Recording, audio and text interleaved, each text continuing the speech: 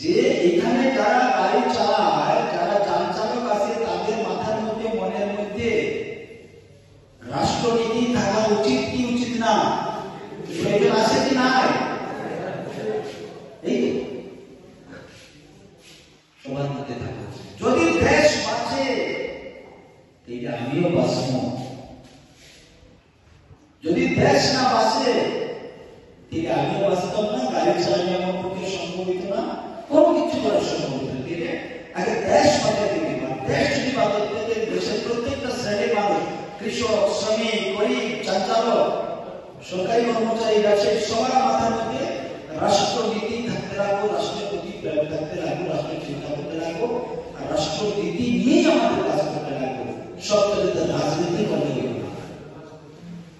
যান চালকের রাজনীতি জিন্দাবাদ জিন্দাবাদ, কৃষকের নিয়ে রাজনীতি জিন্দাবাদ জিন্দাবাদ, লড়াই লড়াই লড়াই চাই।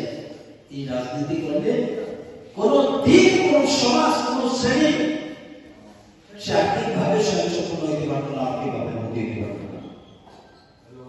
রাষ্ট্রনীতি যখন প্রত্যেকের মনের মধ্যে থাকবো, প্রত্যেকের মাথার মধ্যে থাকবো, প্রত্যেকে যখন চিন্তা করবো, তাহলে একটা যান চালকের পরিবার অনেক উপরে যাবে, তাহলে একটা শ্রমিকের পরিবার অনেক উপরে যাইব, একটা কৃষকের পরিবার তার অনেক উপরে যাইব আর্থিকভাবে।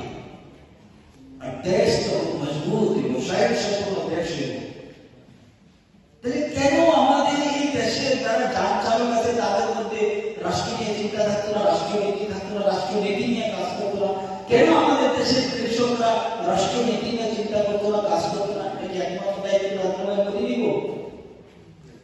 একমাত্র মোদী যদি সেই চিন্তা করলে হইব? নিশ্চয়ই না।